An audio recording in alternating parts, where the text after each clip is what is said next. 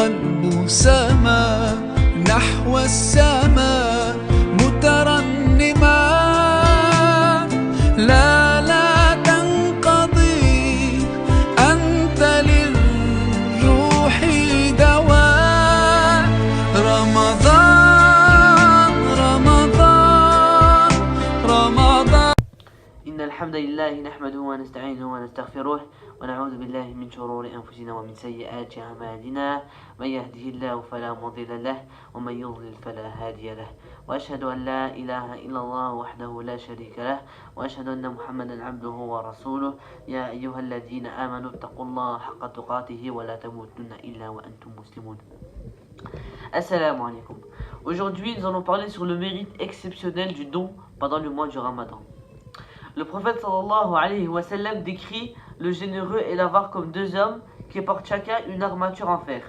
À chaque fois que le généreux décide d'accomplir une aumône, l'armature s'élargit et s'étend.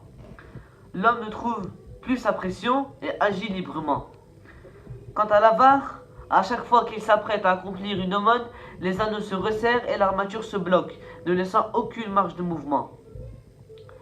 At-Tirmidhi, Al-Mundiri et Ibn Hajar ont rapporté d'après Anas ibn Malik qu'on a dit au prophète sallallahu alayhi wa sallam: laquelle des charités est meilleure?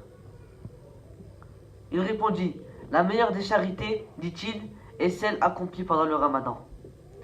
L'imam Al-Munawi a dit en commentant ce hadith: la meilleure des charités est celle accomplie pendant le mois du Ramadan, car c'est la période des bonnes œuvres et des adorations. Puis il rajoute: parce que Dieu a assigné le mois du Ramadan pour distribuer abondamment sa miséricorde sur ses serviteurs plus que tout autre mois. L'aumône y est plus récompensé. En effet, plusieurs traditions prophétiques informent qu'il est désirable de faire beaucoup de dons envers les nécessiteux et de répandre cette générosité sur sa famille, ses proches et ses amis proches.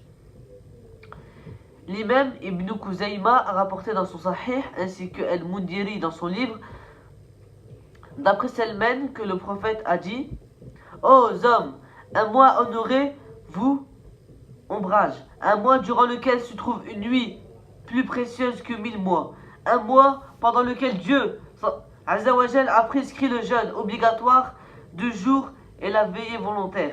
Celui qui fait quelque bien dans ce mois aura la même récompense que celui qui accomplit un devoir obligatoire en dehors de ce mois. Et celui qui s'acquitte d'un devoir obligatoire pendant ce mois est comparable à celui qui accomplit 70 fois le même devoir obligatoire durant un tout autre mois.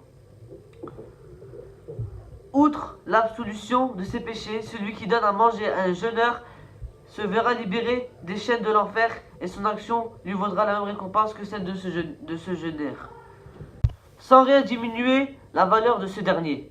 On lui dit: messager de Dieu, ce n'est pas tout le monde qui trouve de quoi donner à manger à un jeûneur. Il répondit: Dieu donne cette récompense à quiconque qui donne à manger une date ou donne à boire de l'eau ou du lait. La première décade de ce mois est une miséricorde. La décade suivante est une absolution des péchés. Et à la dernière décade, Dieu sauve de l'enfer un nombre de croyants. Ibn Hajar a rapporté dans son livre,